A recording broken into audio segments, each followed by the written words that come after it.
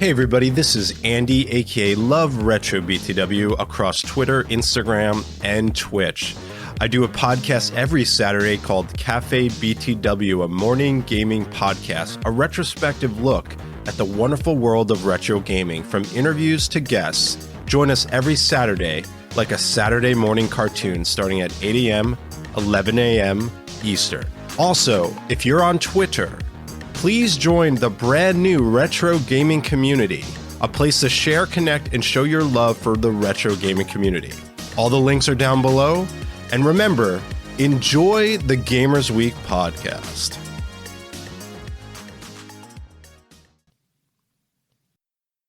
This time on Gamers Week podcast. McDonald's unleashes the grease-resistant McCrispy gaming chair to keep your quarter-pounder toasty, phrasing, and ready for deployment straight into your mouth between gaming rounds. Holy crap. The other notable selling point is that the plush support features a grease-proof treatment on the leather materials. So any stray squirts of ketchup and mustard can be... I read that and I didn't see the ketchup and mustard afterwards. I'm like, oh...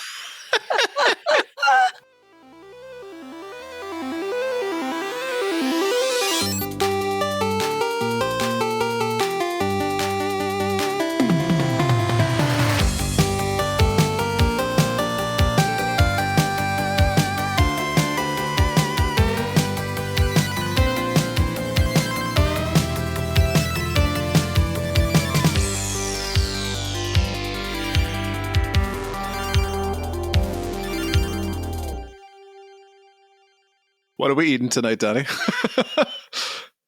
A Twix bar because I'm a fat tubby fat. You're the kind of person that bites both of them at the same time? No. No, not even close. I'm not a monster. I know. I don't care that the dog is dead in Resident Evil 4, but I'm not a monster. No, here we go. Here we go. Boo this man. Boo. That's going to carry me to my days. Welcome to the Gamers Week podcast. Like the name says, we analyze the best, worst, and weirdest headlines of the past week in the video game industry. This is episode 47. Today is Wednesday, November 9th, 2022. My name is Ryan, aka Retro Game Brews, and I will be your host for this evening. But that doesn't mean I don't have two excellent people who are going to join me. As usual, I've got a gentleman who's currently in negotiations with the Lord of Darkness himself for a contract extension on his soul for just one more year of amazing retro pickups, Donnie G Retro. Donnie, how you doing tonight? I'm doing well, and I'm quite shocked that he's actually negotiating with me. He's not shutting it down. He's not saying, I've already got your soul, dude. What else do you have to give me? He's not that bad. Once you get to know him. But you did, to be fair, challenge him to a rock-off. I did, and he lost. It was a DJ and beatbox rock off, and he just sucks at that. He was still playing a fiddle for some reason. Just feel like, all right, rap informer. And the devil just went, nope, you're good. Yeah, he's like, I'm done. And I also have with me a woman who is trending towards being sacrificed in a Mayan-style ceremony at her CrossFit club if she doesn't up her burpee game. Blue Williams. Blue, how you doing tonight? I'd like to, make some sort of clever joke, but you are actually correct. I am falling towards the bottom of the class. And in a few months, you'll no longer hear from me. Are you like Ralphie's little brother from Christmas Story where you can't put your arms down? In reverse, because I can't put my arms up. Never go reverse, Ralphie. Oh. I don't know what that means, but it sounds really good. All right, so why don't we take a look at our reviews, reactions, and requests for the week. Starting with Ducks in Disguise, great episode. I hadn't considered the advantages of a weapon that also deploys popcorn and bubblegum. That makes two of us, Ducks. Then you're never without a snack. I don't understand why you guys wouldn't have thought of this. But like a gun? So you gotta stand away from it in order to get your snack? No, you just shoot it right in your face. Does it have a dial or a switch for popcorn and bubblegum, or does it like come out at the same time? No, you have to pick one. Okay, good. Well, I just lost my teeth because I just got shot in the face again with bubblegum. Next up from Terry Baca. Congrats, Retro Game Brews, on doing something I never thought possible, making me miss Rochester. Great episode, all but especially great hearing more about the gaming museum. Terry, thank you very much. I enjoyed it, so I'm so glad that you enjoyed our little tale. And then finally from Go Hobo Go, who is downloading from Council Bluffs, Iowa? That's my hometown. I'm downloading from Omaha right now. Sir, you have some homework. You need to drive over to your hometown. Next time you go home, you got to find out, because episode 45, we had 58 downloads randomly from Council Bluffs, Iowa. And then episode 46, we had 0. So I don't know. I think really the only conclusion is that it was the local chapter of PETA being pissed off at Donnie. And we'll never hear from Council Bluffs again. Or it was the Russians using a VPN to look like they're downloading it from Council Bluffs, Iowa. Man, the Russians, they're always downloading our episodes. We're very big in Russia.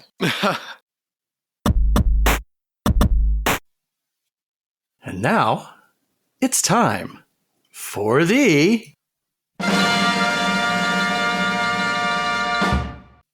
very important. No, kill it with fire. It's hiding underneath your bed, Blue. Man, scary dolls. Scary dolls are a thing that just, no. I have never, ever met somebody with like actual real dolls in their room or in their house. And that's just instant shut. Really? You don't have like any older lady relatives that like to keep dolls around? Nope. Grandma used to have a creepy one on her bed. See? And its eyes would reflect the clock in their room, you know? Uh-huh. So it's like bright green eyes always. That wasn't the clock, I hate to tell you. That was the demon. Every Monday on Twitter, we post our VIP, a very important poll. If you'd like to participate, follow us on Twitter at GamersWeekPC. So the question for this week was, who is your favorite mad scientist in video games? Coming in third was Hojo from Final Fantasy VII with 14.5%. Following up in second was Dr. Wily from the Mega Man series at 34.2%. And taking down the top spot so far this week was Dr. Robotnik from the Sonic the Hedgehog series with 39%. Some of you said other with 12.3%. So let's take a look at some of the comments from the poll. At Sir Boring Old Fart said Professor Von Cripplespack from Conker's Bad Fur Day. He convinced the Panther King to kidnap a red squirrel to be used as a table leg. How much more evil can you get? That reads like a Mad Lib. I know. He convinced the Panther King to kidnap a red squirrel to be used as a table leg. Mom, I did it. But he invented the anti-gravity chocolate, so I guess he's not that bad. At Engage's Brain says Dr. Fred Edison from Maniac Mansion, of course. At Knock Emulator says nobody commented Dr. Neo Cortex yet? Well, let me be the first. At Dream Crashed says has to be Eggman, just the right amount of mad scientist. And at Mind of Mercy says Dr. Boskanovich from Tekken. Dude's fart is an attack. So, based on the question for this week, Ryan, who did you pick? I'm going to go with Hojo from Final Fantasy VII. Because kids go, Hojo. Hojo. And you know, sir, that Howard Johnson is the family vacation hotel. And kids go, Hojo! Hojo! With a Sega. I do find it funny that it's his name, of course, is a crappy hotel chain. Do Howard Johnson still exist? I have no idea, but since we talked about that commercial one time, now I can't not see it. Every time I look at that name, that's how I read it. Hojo! Yup. Sega. And this rolls off the tongue. It doesn't. It's like Dr. Motel 6 from Final Fantasy VII. It just doesn't work. We'll leave the light on for you. But I do like Hojo because he is very much, we'll say, he just doesn't give a crap, right? He's very apathetic. He has no emotions for it. He's just a mad scientist. He also knows how to party, heading out to Casa del Sol, chilling with all the babes on the beach. So good for him, right? And then eventually he turns into like the Akira version of himself and goes all big, and you got to fight him and eventually kill him. But geez, Ryan, spoiler alert. Right. If you haven't played this 25-year-old game. Right. Blue, what about you for this week? I went with Albert Wesker from Resident Evil series. He is a recurring villain in the series who feels that humankind has just reached a dead end. And so he thinks that the species needs a little kick in the butt as far as its evolution is concerned. And he feels that he's the right man to do that. And one of the things that I like about Wesker is that he's willing to put his body on the line. And so he always ends up turning himself into some sort of horrible, grotesque monster that you have to defeat. Right. But you got to admire a man willing to put his body on the line for his beliefs. Absolutely. So what about you, Donnie? Mine was a toss-up this week. Dr. Fred Edison from Maniac Mansion was one of the first ones that I thought of, but also Dr. Neo Cortex from the Crash Bandicoot series. I love their work, both guys. So both games are very fun to play for me. I like it's a comical type of mad scientist thing, not I'm going to do evil things to people in a real life setting, like jam a probe up their butt and turn them into an evil, grotesque monster that chases people down and harms everybody. I don't recall the probes going up the butt. It might have been my own perspective. Who knows? fantasy. Perspective, fantasy, same thing, man. I just love the fact that Neo Cortex has just an enormous N on his forehead. Yeah. It's like, we already get he's a mad scientist. Okay. You can tell by the lab coat, the wild hair and stuff, but the N, like that took it to an extreme. Like we need something unique for this guy. You have to build that personal brand. I understand what he's going for. And I wonder, is that a tattoo? Is that just like a stick-on thing? Or can he take it off every night, or does he have to polish it continuously? He's got one of those mannequin heads that he puts the N on, like it's a head. Time to go to bed, Neo. Walks out of the house and forgets the N. Oh no, I gotta go back home. Honey, do you know where I put my N? Except in "Where's my super suit" vibe. You're right. Where's my super suit? Why did you need to know? That encapsulates most of my conversations when I can't find something at my house.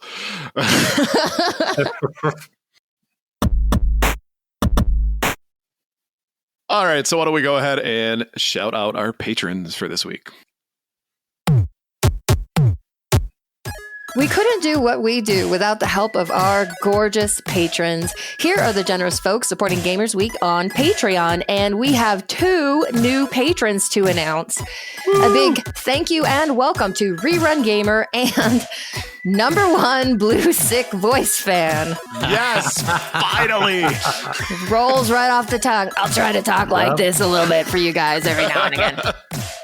They'll be joining Random Retro Dude, Princess Kitty Mew Mew, Ryebread's Secret Best Friend, Mega Retro Man, Gamatroid, Emo-esque, Bill Tucker, Ryebread's #1 fan, Fruitcake's #1 stan, Ducks with Thick Thighs, The Wizard of Zardoz, Clayman71, Great Siaman 81, BNT Zilla Guy, Geek With That, Crunchy Kong, Sheriff Snacks, Frank Grande, J&L Game, Love Retro BTW, Steven Sand, Ramboski, Terry Kinnair, Ducks in Disguise, Jim and Colleen, Games with Coffee, Davey PGH, the Red Ox PDX family, including Shannon and Luke, and Zach. Huge thanks.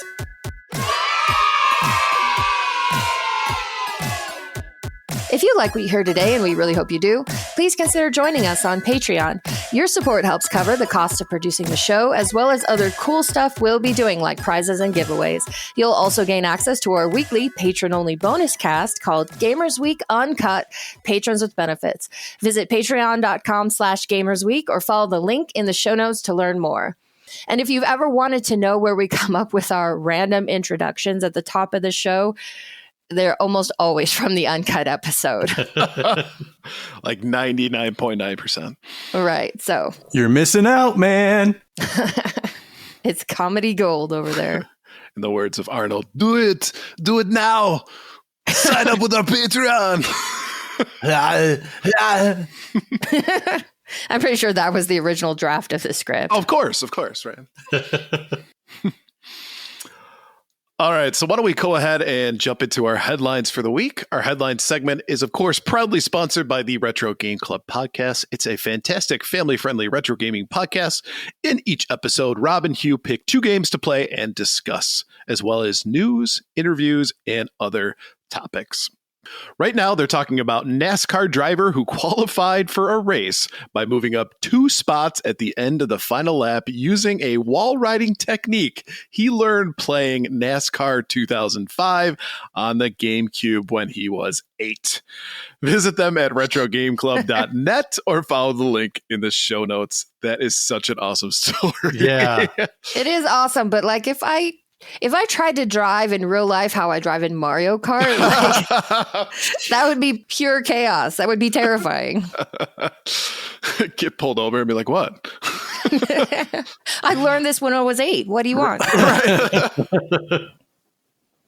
From GameSpot, Call of Duty Modern Warfare 2 hits $1 billion in revenue in 10 days, faster than any past COD title. Activision Blizzard has announced that Call of Duty Modern Warfare 2 has surpassed $1 billion in global sell-through revenue since its release on October 28. Modern Warfare 2 made $1 billion faster than any previous Call of Duty game, surpassing the previous record holder, which was 2012's Black Ops 2, which made $1 billion in 15 days. This follows Activision's previous announcement that Modern Warfare 2 earned $800 million in global sell-through revenue in 3 days. Take-Two's Grand Theft Auto V remains the fastest-selling game of all time, based on launch revenue, as the game minted $1 billion in revenue in 3 days. Activision also pointed out that Modern Warfare 2 players have collectively logged more than 200 million hours of game time and played more than 1 billion matches. And I am one of them. The incredible momentum driving Modern Warfare 2 is a direct reflection of the energy and passion of the Call of Duty community. Call of Duty GM Johanna Ferry said, "As we look ahead to an unprecedented level of support for Modern Warfare 2 and Warzone 2.0's launch next week, we are motivated to deliver again for the best player community in the world. While Modern Warfare 2 is expected to have a massive year for commercial success, Bandai Namco's Elden Ring will finish 2022 as the best-selling game in the US, according to the NPD. Elden Ring released back in February, though, so it's not a perfect or fair comparison. As Ferry stated, Warzone 2.0 will be released on November 16th, and it's expected to have a big launch.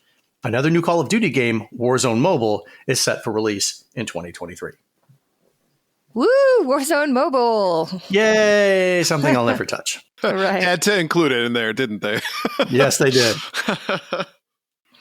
So this must be a relief for Activision, considering how poorly Vanguard did. Right. Yes, and I think because of them taking it back to like a normal modern day setting, that's what's bringing their player base back to it. Nobody wants a World War II shooter anymore.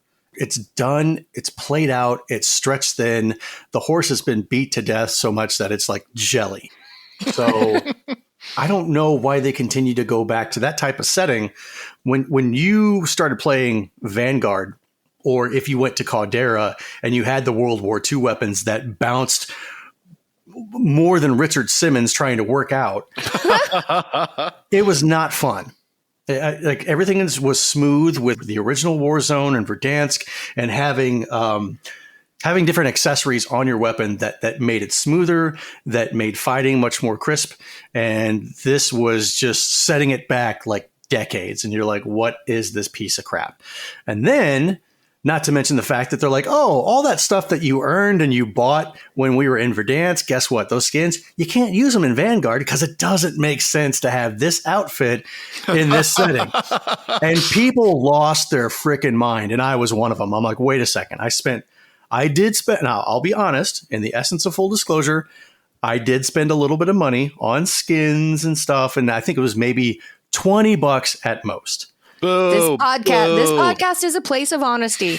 Thank you, Donnie, for sharing with us. It's not judgment free, though. I didn't say that. I just said it was a place of honesty. I feel like I can be myself with you two guys. So, yes, I did spend a little bit of money on it, and I was pissed off whenever Vanguard hit, And we went to Caldera, and I tried to load up my skin. I was like, oh, you can't use that. Like, what do you mean? So when do I get to use it? Oh, you have to go play multiplayer. Well, that doesn't make any sense because I purchased this specifically for Warzone. And now I'm playing Warzone and you're telling me I can't use it. And they bent the knee and they said, oh, okay. All right, man. Yeah, you got us. You can go ahead and use it. Yeah, it doesn't make sense, but whatever. And then slowly but surely they started reintroducing futuristic weapons and stuff like that. And the regular weapons that you could use in Caldera. And as much as I would have liked it, I wanted to see us go back to Verdansk. I really did. But in a week, it won't matter because Caldera will be gone out of our dreams forever or our nightmares, and we'll have a brand new map. Well, I will say this, though, when it comes to Call of Duty, I know I'd said it on a previous podcast. Well, why can't you just make another one? The fact that they sold like 1 billion units in like less than 2 weeks. Right. I think I know why now. Right. With the popularity of Warzone, I think people were wondering if there was still a market for the classic Call of Duty annual releases. And then Vanguard did so poorly. I think a lot of people pointed to be like, see, people only want Warzone now. But I think this proves that was perhaps a premature opinion to be thrown around. Yeah, and I think Donnie nailed it here where, you know, the differences as far as gameplay and the weapons that you have to choose from is probably the biggest factor when it comes to that. So it sounds like to me like Vanguard was not a disappointment because of the gameplay itself, but just because of the tools that you had at your disposal. Right. Tools and probably story, which I didn't pay attention to the story in Vanguard. I couldn't tell you what it was about. Mm-hmm. Them actually remaking Modern Warfare 2. Like I started playing the campaign, I was like, I don't remember this part. I don't remember this part. Well, that's because it's brand new. Like the most of the story is brand new. And because it's also, again, in that modern setting, I think that's what people want nowadays. Mm-hmm. And getting a good story from the campaign, I think is also something that people want. And I just don't know if Vanguard had it. Is it a visual upgrade? I think they did use a different engine for Modern Warfare 2 than what they did for the original. Well, of course, Call of Duty Modern Warfare 2. But yeah, the graphics look great, but it's not like it was a significant upgrade over what it was for the game that was released with Warzone. In my opinion, that's just my opinion. And honestly, that's probably going to be par for the course. And that's the thing. You get like take a sports game, for example, when there's a release every single year and there's no significant upgrades or anything like that. Careful, Donnie, your bias is showing. Yeah. All right, next up from VGC, Final Fantasy 16 is a PS5 exclusive for 6 months, Sony marketing claims. Final Fantasy 16 will be a PS5 exclusive for at least 6 months after its summer 2023 release. That's according to a new marketing video published by Sony on Monday, which features Final Fantasy 16 footage along with the disclaimer, Final Fantasy 16 is anticipated summer 2023, PS5 exclusive for 6 months. The confirmation potentially paves the way for a PC port of Final Fantasy 16 in 2024. To date, the title has only been announced for PS5. Curiously, the game's 2020 reveal trailer did mention a PC version, but this reference was removed from later versions of the video. Recent franchise entries, such as Final Fantasy VII Remake Intergrade, eventually did make their way to PC. Final Fantasy VII Remake's 12-month PlayStation exclusivity period was due to end in April 2021. However, this was seemingly extended by 6 months with the release of PS5's Intergrade version in June 2021. In a recent interview, Final Fantasy XVI producer Naoki Yoshida told Famitsu that Final Fantasy XVI's release date will be announced later this year. Yoshida also claimed the game is now nearing the final stages of development. With regards to development, the team has turned the corner and entered the home stretch and is currently concentrating its efforts on debugging, tweaking, polishing, and optimization, he said. I thought we don't do exclusives at PlayStation. You got us. You got us. We never said that. We didn't say what? That. Right. They said that. Pay no attention to the man behind the curtain. Right. And, it did its job.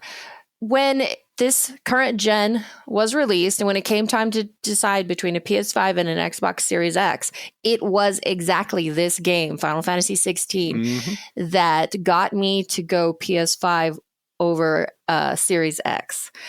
And then, of course, imagine my disappointment when Square Enix has gone all in love with NFTs and all that kind of nonsense. And then some of the earlier Final Fantasy 16 trailers made me get excited for the game, especially the ones that showed all the classic summons from the series, like Shiva, like Bahamut, those kind of characters. And then they released a trailer that just focused on the 5 different nations and the politics between them. And I was like, oh my God, this is boring. Real life Senate simulator. Yeah, I'm still really on the fence about this game. I don't know what to think about it. I don't know if I'm going to get it. Yeah. But I do find it interesting that the exclusivity of it is only going to be 6 months this time around. Is it? Or is it going to be extended if Square Enix decides to release, new parts to it? When the PS5 Pro comes out? But I think that is an indication, at least, that they are more open to this idea of kind of sharing games with the PC marketplace much sooner than maybe they have in the past. So that's a pivot from how they've mostly conducted themselves up until this point. But I think that maybe they're starting to recognize that, hey, you know what? We can still make money off of this PC thing. Crazy. I guess this PC thing's going to stick around after all. Who would have thought? Do you think that the reasoning behind doing so is because they don't see the PC as a direct competitor? Probably. Yeah, in all intents and purposes, it's probably not a direct competitor anyway. Right. I wouldn't fault them in making that assumption. Yeah, I think PC people, by and large, tend to be PC people. And so couldn't blame Sony for looking at that as an untapped market. I know, of course, there are those Sony fans that have gone and thrown their PlayStations out the top story of their apartment building because Sony dared to release some of their beloved exclusives on PC, but pretty sure those people are few and far between. And I'm pretty sure those people have probably bought another PlayStation after they did that. Probably. Yeah, going back to the score, like, oh, hey, I thought you already bought a PS5, Steve. My cat stepped on it. Like, imagine you were friends with a guy at the store and he saw your TikTok video of you breaking. Right, because of course you couldn't do it without getting the views for it. Of course, right. Of course. And then you walk in there and he's like, hey, look who's back. Yeah, did you get $600 worth of clout from that TikTok? No. That's funny. I have no opinion on this one because obviously I don't own a PS5. And Donnie, do you have any desire to play this game? You're asking the wrong person. I have zero. I have not been interested in a Final Fantasy game, I think, since Final Fantasy X. Now, I'll go back and play the originals, 2, 3. 6. Any of the newer ones? No, not for me. Final Fantasy is all... it's a mixture of the classic wizards and thieves and stuff like that, which is great. But now not it's anymore. No, not definitely. It's a bastardization and. Whoa! At Donnie G Retro. Yeah, come at me. It's reinvented itself. It had a midlife crisis. Now it's exploring new options, new relationships, new looks for itself. It's trying to put itself out there. Right. All right, next up from Nintendo Life, Sega is hiring someone to help keep Sonic's lore in check. I'm updating my resume. No more kissing humans. Is Sonic the Hedgehog's lore more confusing than a Zelda timeline? Probably not.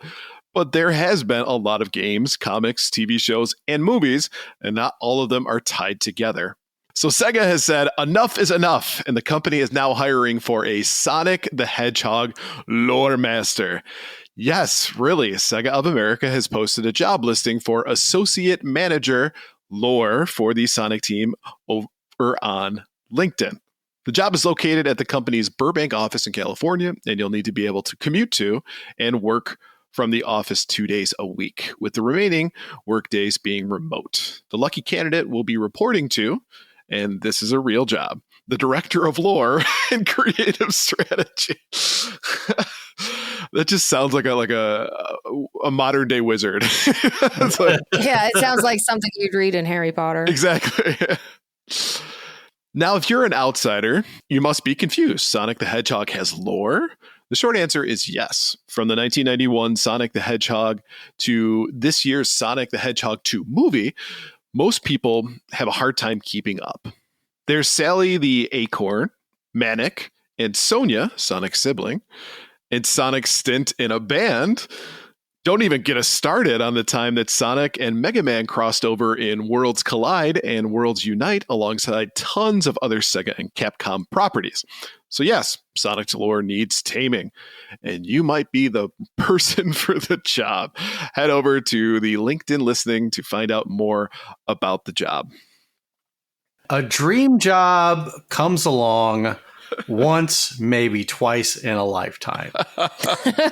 And there is, I'd say probably a handful of people out there who know their Sonic lore, who have it in check, that could just tell you, well, no, I mean, the name of Sonic's cousin isn't really Sonia, it's Sonia.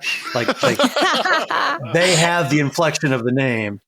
I see this being a group job interview where they just take like 10 people, stick them in a room together and watch them try to one-up each other with actually facts. Yes. And see who emerges as the victor and just keep pitting the victors against each other until only one remains. Oh my God. Can we get that on pay-per-view? Please. I would watch that. I would so watch that. I think they should live stream this process. Like, imagine if you got kicked out first, how embarrassing that would be too. Like, you could never show your face online again. Nope. Everybody would go back and roast every single post that you've made on every social media platform. Like, this guy doesn't know shit about Sonic. Remember the time that you asked out first at the Sonic competition? Yeah. I wonder, like, how would you list your qualifications for this on your resume? Like, how would you make it sound serious? I've 100%ed every Sonic game. Well, that doesn't mean jack squat. You can 100% all you want. That doesn't mean you know the lore backwards and forwards. No, but I would think it would be a necessary qualification. If you haven't played the games yourself. No, screw that. Can you be trusted with the lore of the entire IP? Sure, I've got YouTube at my disposal. Oh, so you're trusting other people and getting your information secondhand? Donnie. Work smarter, not harder, Blue. Taking shortcuts is not something you want in the person in charge of this entire franchise. I disagree. It's a position that demands integrity. No comment. I'm thinking about that TA team that has to go through all of these applications. Yeah. Because I don't think there's anything before this that could qualify you, as I think we kind of alluded to. There's nothing like a prerequisite. Like, look at this one. They sent a picture of the Sonic tattoo they have on their ass. Right. Like, where's that ring? I don't want to know where the ring's at. I don't want to know the ring's at. I do like how we had not one serious thing to say about that entire subject.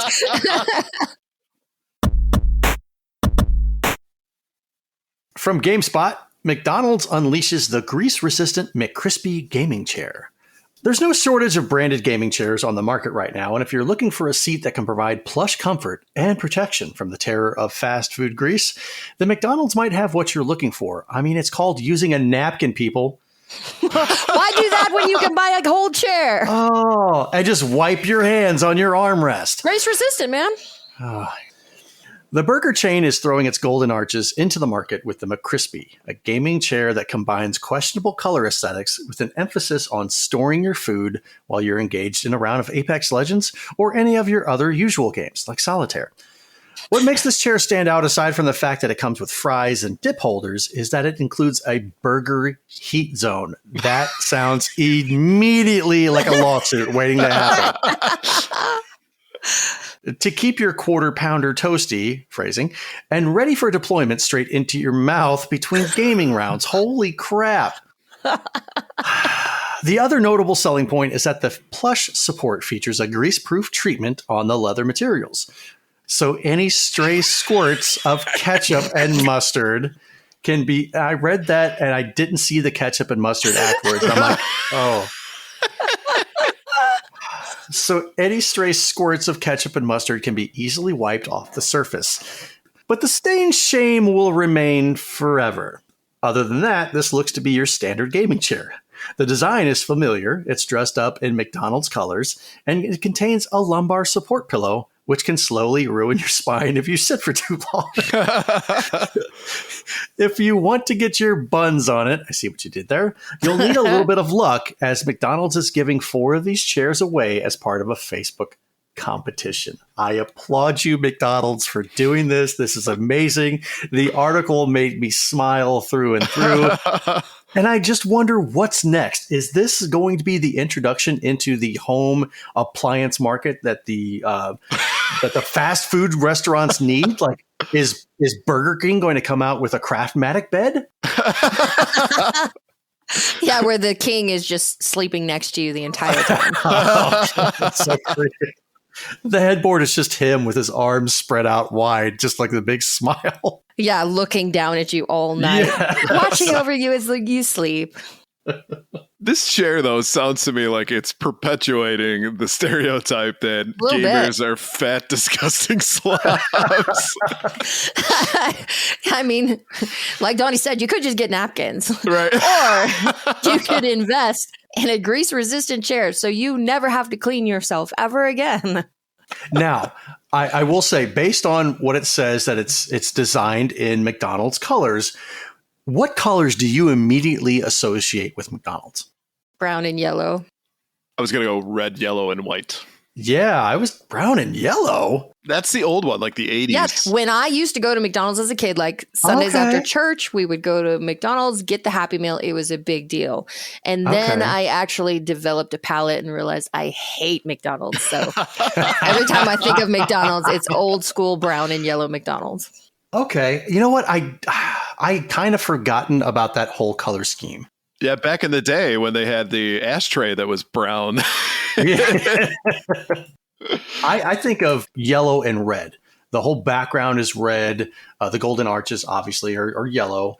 But that's what I immediately thought of. It was going to be some ridiculously horrible red and yellow combination. But when I look at this thing, it's exactly what Blue just said. It's the old school brown and yellow. And it doesn't look terrible.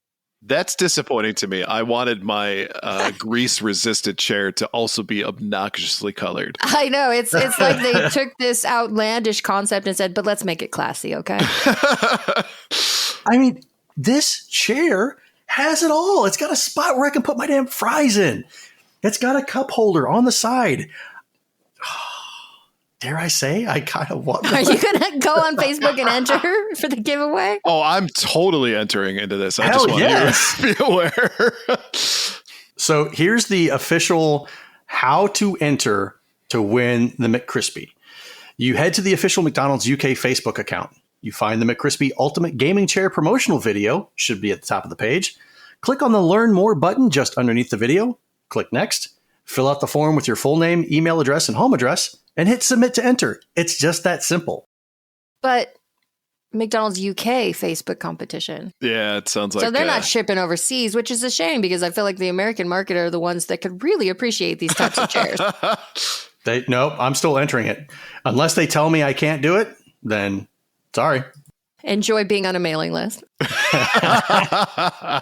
I'm already on so many, it doesn't matter. What's one more? Right. All right, so why don't we look at our top 3 new releases for the week? All right, some big titles this week. First up is Atari 50, the Anniversary Celebration. It's out on the PS5, Xbox Series X and S, PS4, Xbox One, Switch, and PC. Atari 50, the Anniversary Celebration, takes players on an interactive journey through 50 years of video games via interviews with designers, developers, and industry leaders, documentary footage, product design documents, high-res original artwork, and a curated list of more than 90 playable games.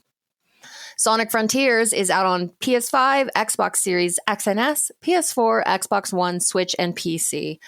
Worlds are colliding in Sonic the Hedgehog's newest high-speed adventure. In search of the missing Chaos Emeralds, Sonic becomes stranded on an ancient island teeming with unusual creatures. Battle hordes of powerful enemies as you explore a breathtaking world of action, adventure, and mystery. Accelerate to new heights and experience the thrill of high-velocity, open zone, there's that word again, platform freedom as you race across the 5 massive Starfall Islands. Jump into adventure, wield the power of the ancients, and fight to stop these new mysterious foes.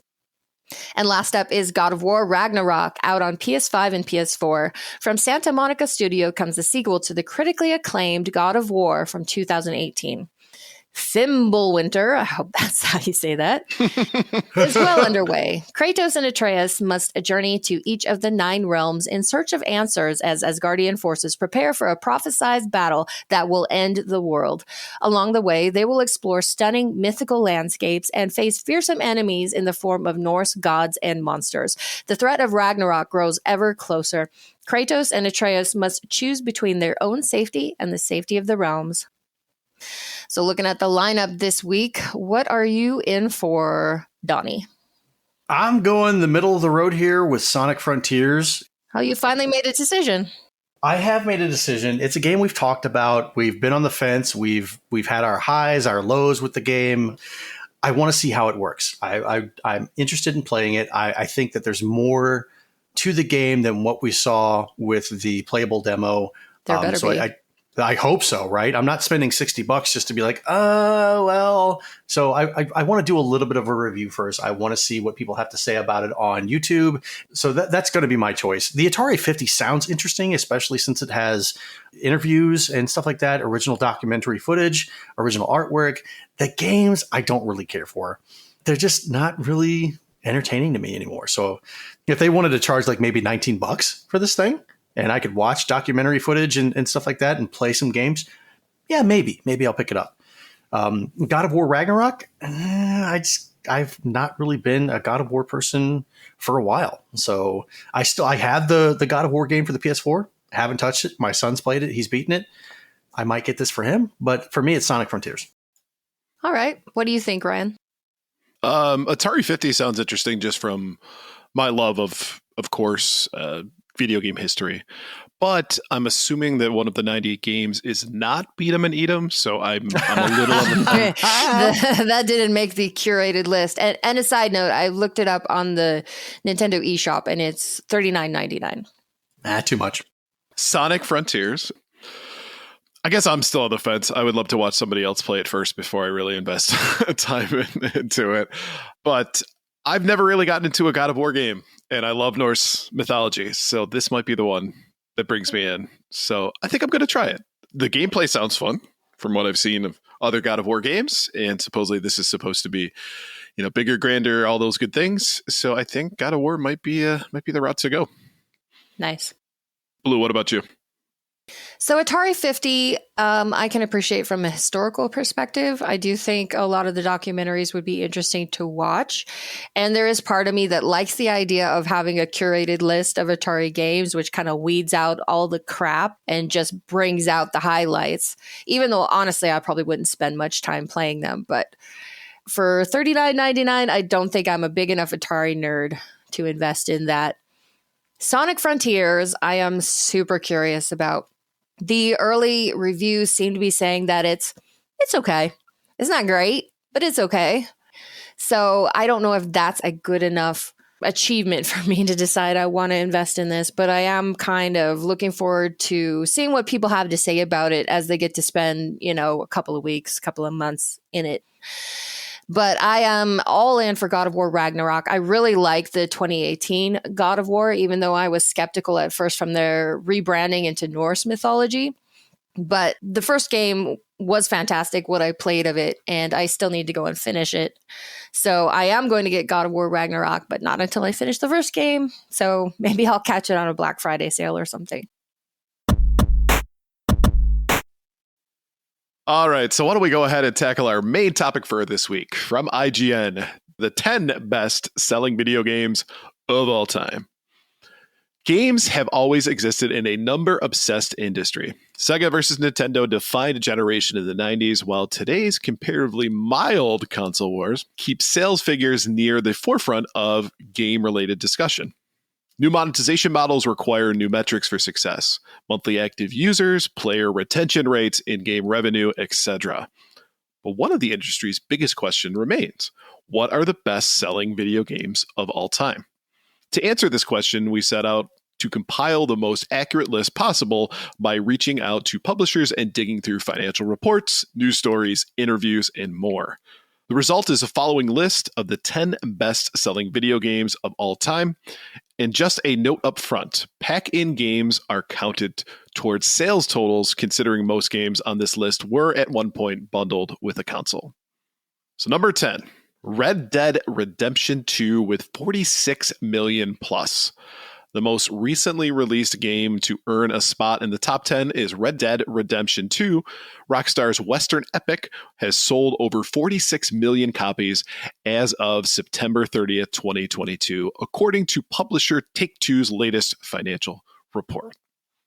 Number 9, Pokemon Gen 1 with 47 million.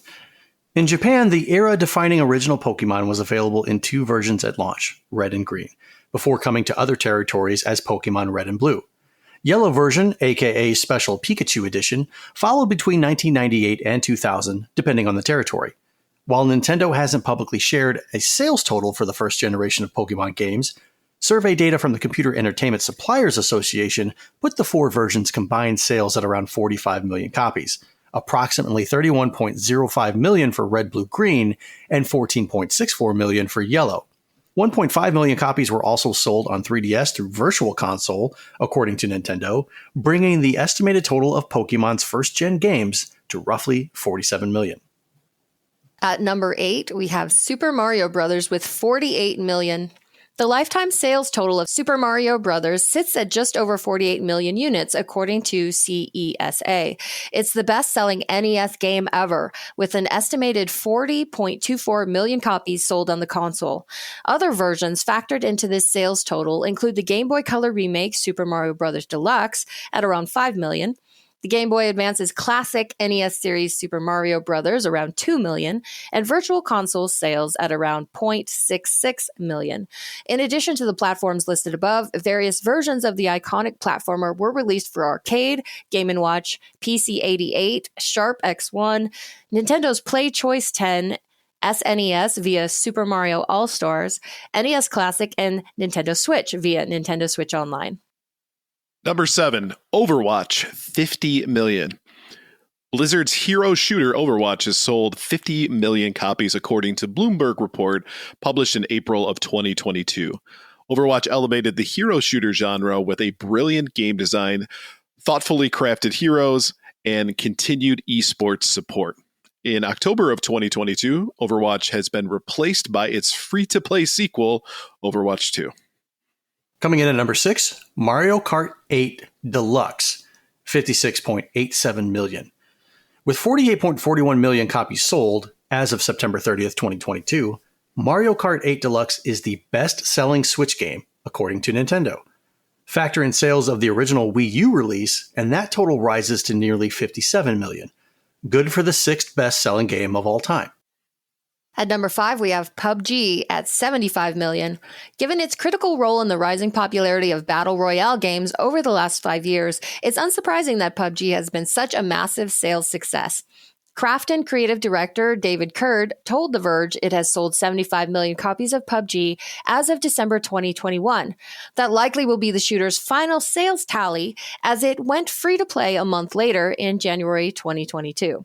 While free mobile downloads don't count towards its sales total, it's worth noting PUBG Mobile has been downloaded over 1 billion times as of March 2021. Number 4, Wii Sports, 82.9 million. According to Nintendo's official sales figures, Wii Sports is the company's best-selling game ever. While most entries on the list were bundled with a console at some point, Wii Sports was bundled with the Wii in nearly all territories at launch. At nearly 83 million copies sold, it's the top-selling single-platform exclusive of all time. Yeah, maybe because it was the only good game for the Wii. Oh, snap! Coming in at number 3, Grand Theft Auto 5 with 170 million. Grand Theft Auto 5 is the best-selling console/PC only game of all time. The top 2 entries on this list have mobile versions too. Sales of Rockstar's most ambitious GTA yet have surpassed 170 million units as of September 30th, 2022. That number compiles the game's sales totals from across 3 console generations and PC between 2013 and 2022. GTA 5 was the fastest entertainment release across all mediums to reach 1 billion, and it's since earned Rockstar and Take-Two billions more, making it the most profitable entertainment release ever, at least as of 2018. Coming in at number 2, we have Minecraft with 238 million. Minecraft has sold 238 million copies as of April 2021, according to Microsoft, though its sales total has certainly climbed higher in the year plus since. The company notes that figure captures the sales total across its 22 available platforms. And with film, Netflix, education, toy, and many other projects either completed or in the works, Minecraft has transcended the medium in a way few others have before it. And number 1, Tetris with 520 million. Arguably the most timeless video game ever created, Tetris sits comfortably atop the list of all-time bestsellers with 520 million copies sold, according to the Tetris Company. The number includes sales across all available platforms, with the majority coming from mobile. Hank Rogers, the Tetris Company's managing director, said Tetris had 425 million paid mobile downloads as of 2014. Tetris was initially released for the Soviet Union developed Electronica 60 computer, and variations of the classic puzzler have since made for over 50 different platforms. Notably, it helped launch the Game Boy to success, eventually selling 35 million copies of Nintendo's handheld console. Modern variations of the classic are still being released. Tetris Effect Connected brought the puzzler to current-gen consoles with an emotional twist, while most recently in 2020, Sega released Puyo Puyo Tetris 2. The who's who of games. There's a couple of sleepers on here that I didn't expect to see. When you imagine the best-selling games of all time, you could probably guess it would be Pokemon. You could probably guess it would be Super Mario, Right. Minecraft. You would guess Tetris. I did not guess that Grand Theft Auto would be number 3. Really? With the way that its online presence is? No, I mean, I knew that they've been bleeding it to death across 3 console generations and just keep releasing more and more stuff for it. But I had no idea, because like if you look at the number 4 game, Wii Sports has 82.9 million, and then the gap between that and Grand Theft Auto at 170 million. Mm-hmm. I would have put my money any day on Wii Sports, still outselling Grand Theft Auto 5. It had such mass appeal, and it was bundled with the console and all that kind of stuff. So I had no idea that Grand Theft Auto 5 was that big of a juggernaut. And if you think about it too, it's an average of about 55 million per platform that it's on. That's pretty impressive for Grand Theft Auto 5, because it starts off on this list. There are games that are considered part of the top 10 that do not have 55 million sales. So at the end of the day, that's pretty darn impressive for Grand Theft Auto 5 to be able to pull all those numbers every single time it releases. Right. And you made a good point. It's because the fact that it's stretched over 3 different consoles. Mm-hmm. And PC. And even better. So that gives everybody a different avenue to play it, as well as play it online, as opposed to Wii Sports, which was just strictly for one specific console that didn't do that. I take that back. It did. It did gangbusters, sir. But people bought it for Wii Sports. Let's be honest. You're right.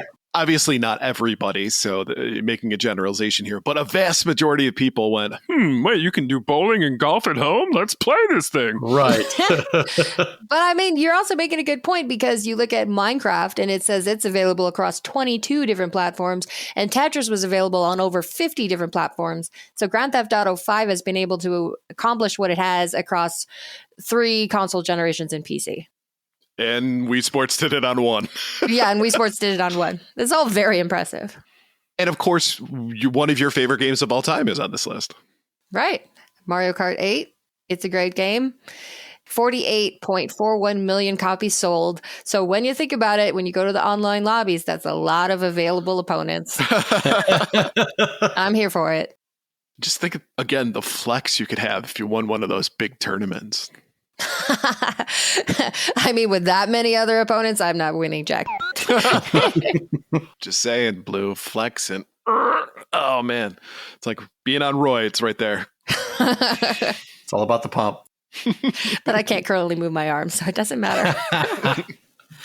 I was kind of surprised of some things that were left off of the list. Like, yeah, where are the Resident Evil games? Where are the? I think the super successful Resident Evil games get like 5 million.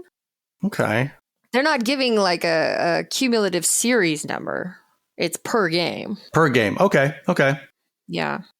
So then, where's the Final Fantasy VII remake numbers? Where's the? Again, I think 5 million is about where that ended up. The original Final Fantasy VII, though, considering it was on not only PlayStation but PC, I wouldn't be surprised to see this on the list. I mean, look at these numbers, though. 56 million. The gamer base now is so much bigger than it used to be that when there are retro games on here, I think it's extra impressive. Yeah, like Pokemon and Super Mario Brothers. Right. And Tetris. I'm not surprised to see Pokemon on here, though, because they included the entire generation.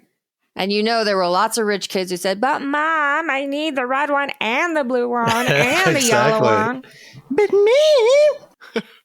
The yellow one sucks. You don't get to choose your Pokemon. You have to go with Pikachu at the beginning. That's stupid. But Pikachu, of course, is the most popular Pokemon of all time. So everybody was like, yeah, let's do it. Yeah, you were probably the only one who complained. I probably was. Did you have yellow? No, I had blue growing up. Okay. And I know I'm usually the resident rich kid here. No, I did not have all of the versions. So take that. I can just see Ryan screaming at Christmas. I said I wanted the gray one. I didn't want the blue and red one. I wanted the green one. Gotta live in Japan to get the green one, big guy. I thought you were a rich kid. Yeah. You could get it Why flown didn't in. you travel to Tokyo? Come on, Mom. Now, I never played the original Pokemon games. In fact, the only Pokemon game that I think I've ever played was Pokemon Go. I think of these top 10 best-selling games of all time, I think I've played maybe half of them. I have not played Red Dead Redemption 2, nor Overwatch, nor PUBG, nor Grand Theft Auto 5, nor Minecraft. I am in the same list, but I have played Minecraft. I've dabbled with Minecraft, with my kids. It's amazing with what people can create in something like Minecraft. Oh my God, right? Yeah, I don't think I have the patience anymore. So like when games like Super Mario Maker come out, it's like I don't want to make a game. I don't want to make a level. I want to play the damn level. That's all I want to do. Yeah, I really like the idea of being able to make a level, but then when you sit down and do it in about 30 seconds, I'm like, nope. Yeah, exactly. Not for me. You were the kid during Excite Bike that made the worst level possible and made your friends play it, weren't you? Oh yeah. I just couldn't get into it. It's like, oh, okay, I'll put something over here, and it wasn't functional. It's like I've got no future as a game designer. I don't know why I'm doing this. Is there any game on the list that obviously, if like you had control over everybody, you would love to see represented? If you could say everybody go out and buy this game right now, right? Conceivably. I don't know. That's kind of a hard, because every single game brings its own uniqueness to what it can offer. Right. Like with Tetris being a puzzle game, with Minecraft being a creative game, Grand Theft Auto and Red Dead Redemption being very story rich. possibility driven. And what I mean by possibility driven is like you can do so many things in there. Wii Sports, obviously with sports, PUBG and Overwatch being shooters and Mario Kart being a racing game, everything in here offers a unique experience to the player. And I can't say that one specific game in here would hold more sway over any of the other ones. Except for Overwatch. Overwatch can die in a fire. I think you bring up an excellent point, though, is that this list, compared to like what's the best game of all time, you see a lot of representation from one particular genre. This one covers pretty much it all, right? Right. These are basically the titles that are kings in their individual genres. I actually, Donnie, you've convinced me that this is a good list. I'm comfortable with the representation on this. Yeah, it's a good list. You're going by units sold. It's not about one particular person's perspective on what's the funnest game of all times. It encompasses everything from sports to RPGs to platformers to shooters to puzzle games. It's, dare I say, perfect. In some ways, you could substitute this as the best games of all time list because it is gamers voting with their dollars. Exactly. Yes, exactly. Absolutely. So there you go. Hard data that says that Tetris is the best game of all time by a large margin. Even though 425 of those are mobile. Okay, sorry. Shh. You shut your mouth.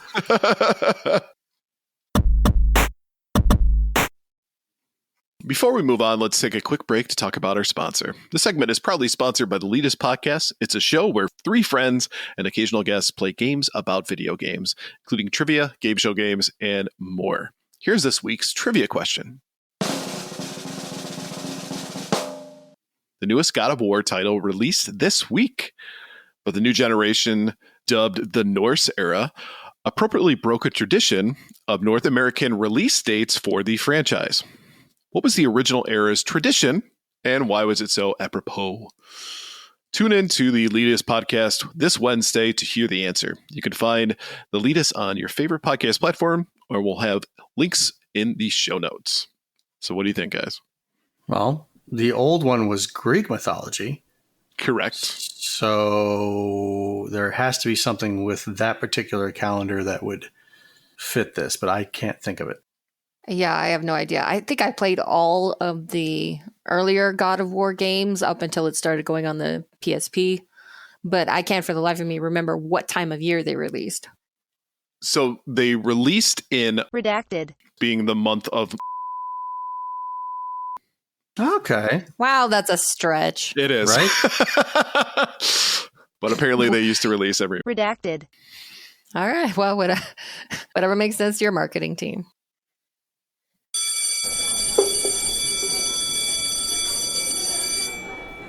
All right, thank you for coming, students. Please take your seats. Welcome back to Professor Ryebread's Gaming History 101. And in today's lesson, we're going to discuss a Japanese video game designer and musician whose eccentricity would make Kojima blush. Per the request of the Wizard of Zardoz, today we'll be diving into the life and genius that is Kenji Eno. So out of curiosity, have you guys heard of Kenji before? Yeah, but No. I don't really know much about him.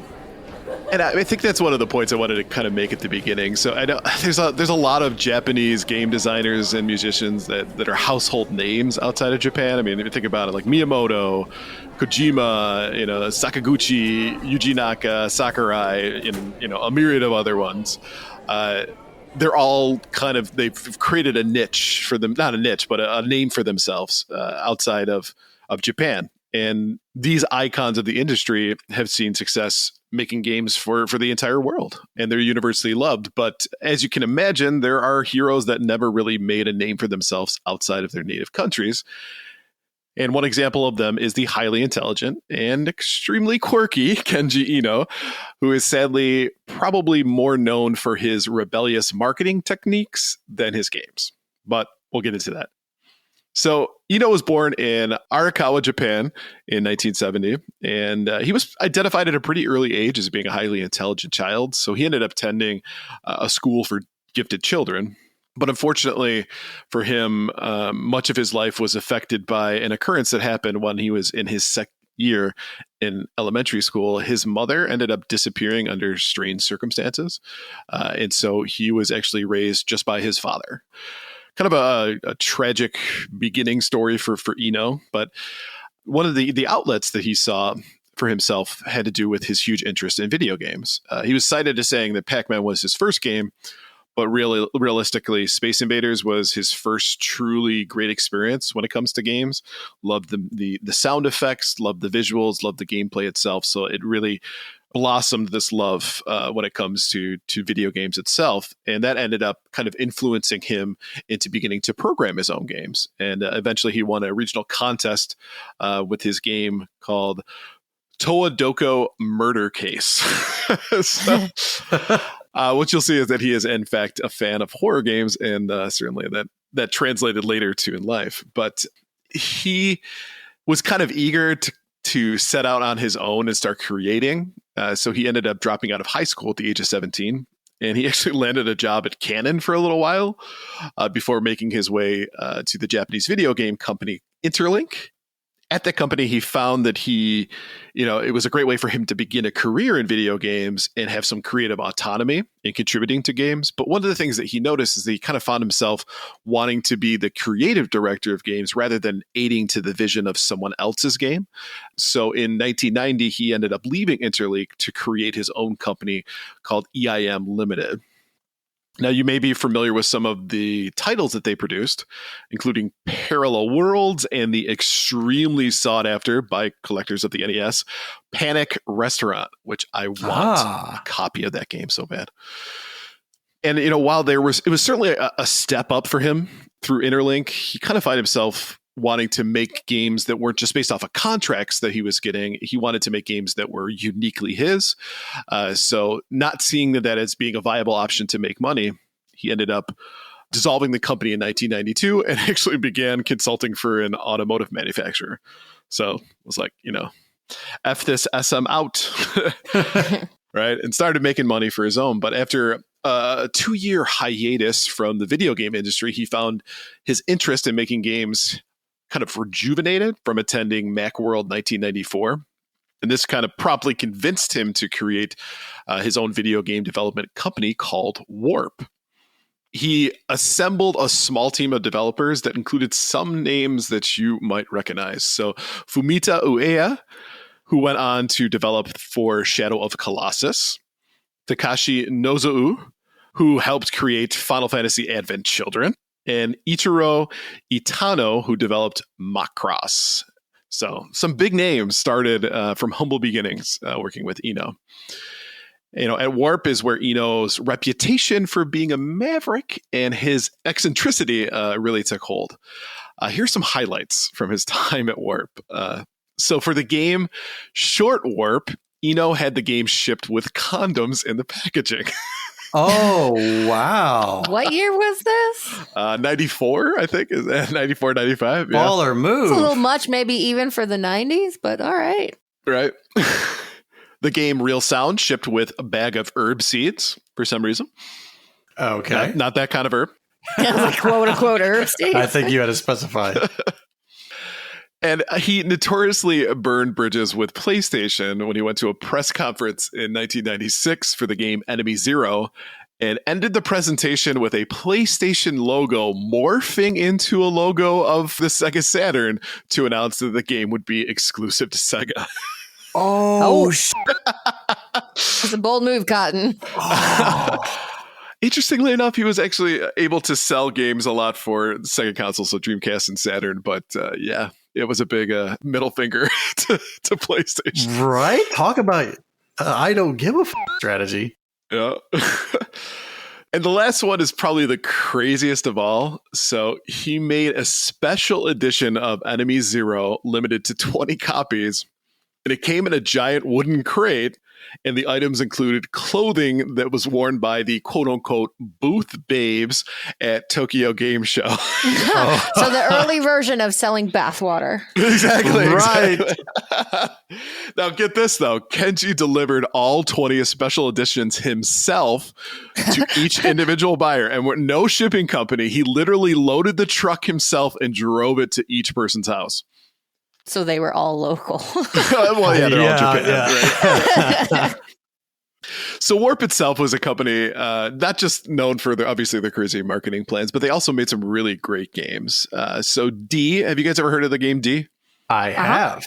It's, of course, an interactive movie adventure horror game originally created for the 3DO, but was later ported to PlayStation, Sega Saturn, and I think Dreamcast. Or maybe, no, it was MS-DOS.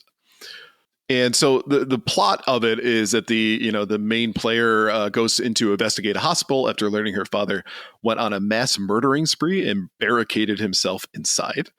It happens. Yeah, it does, Yeah. And then the next part happens a lot too. Hospital morphs into a castle upon her arrival. Yep. You see it 1,000 times. Oh, happens all the time. Now, famously, though, Eno publicly lambasted Sony for not printing enough copies, which is likely what led to his disdain for PlayStation. So that's probably where all of the FUs came from. I like this guy. Oh, I do, right? Enemy Zero was a horror-themed adventure game for the Sega Saturn. Players assume the role of an astronaut who awakens from cryogenic sleep to find his spaceship overrun by invisible creatures who are hunting and killing the ship's crew. And finally, one of the most unique games from Warp, and I think this is actually really cool, was developed for the Saturn and the Dreamcast, and it was called Real Sound. Have you guys ever heard of this game? No. I think it's a Japanese-only exclusive game, so I'm not surprised that it's not well known. But it was actually specifically designed for blind players in mind. Okay. So it's constructed as an interactive radio drama, or kind of an audio game book, if you will, where the player spends the majority of the time listening as the story unfolds. And at critical forks in the plot, a set of chimes will ring, alerting the player that it is now their job to choose the course that the plot will take. And the choice that is selected is confirmed with the controller, and the plot kind of resumes. I think it's super cool to be able to make a game that everybody can enjoy, right? You're not just limited to folks who are visually able to see the game. You can make games for people who can't and still be able to enjoy them. So, Well, accessibility options are a big thing now, but he was concerned about it back then. Right, exactly. Now, sadly, with Eno's company, Warp, it would eventually close shop in 2000. And despite trying to create another development house called From Yellow to Orange, Eno would never see the success that he saw with Warp. And he ended up passing away in 2013 at the age of 43 as a result of complications from hypertension. Yeah, kind of a sad ending to an interesting story about it. That's very young. Right, for sure. And I will say this to kind of, sum things up. His fearless nature and eccentric marketing, it definitely left an impression on the games industry that is felt even to this day. And however, like many gifted people, Eno's time on Earth ended far too soon. Pour one out for Kenji Eno. You were a maverick in your time. Would have loved to see what you could have came up with if you stuck around. There's a candle in the wind. So thank you for attending today's lesson. Big thank you to Wizard of Zardoz for requesting today's lesson. And a reminder, if you do have ideas for a story you'd like to hear, send us a message at gamersweekpodcast@gmail.com, and we might feature your suggestion. So that'll do it for us today. So thank you for listening to episode 47 of Gamers Week Podcast. And a big thank you to the Retro Game Club Podcast, the Elitist Podcast, and Love Retro BTW for sponsoring this episode. Don't forget to check out their links in the show notes. And if you want to connect with Gamers Week, follow us on Twitter at Gamers Week PC. Email us at gamersweekpodcast@gmail.com. Visit our merch store at gamers-week-podcast.creator-spring.com. Or if you want to do it the easy way, follow the link in the show notes. And join us on Patreon at patreon.com/GamersWeek. And finally, since you made it all the way to the end of the episode, please leave us a rating and a review to let us know how we did. We really do value your feedback. And while you're there, consider subscribing on iTunes, Spotify, or your podcast platform of choice. Please, sir, we want some more downloads. Please, Council Bluffs, we want some more. Council Bluffs. Good night, everybody.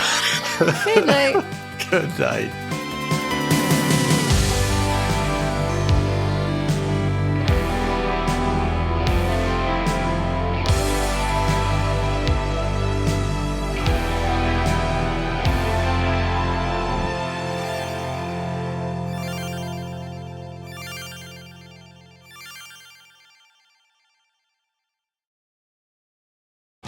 Joe. Welcome to Gamers Week Uncut. Welcome to Gamers Week Uncut. Welcome to Gamers Week Uncut, Patrons with Benefits. This is the unscripted, patron-only bonus cast with less editing and more dirty jokes. We don't know where the conversation will go, but we're sure it will be weird. This fish just went right on my nipple, and I'm just like, I Google Street Fighter 6. The first search result that comes up is people think they can see Ryu's dick in the Street Fighter 6 reveal. Listen up here, kids. You're not going to want to get one of those VD STDs things, right? Make your fall off. When you go, grab a pro. You'll be doing it for America. that was perfect. If you want to hear weekly episodes of our patron-only bonus cast, join us at patreon.com/gamersweek.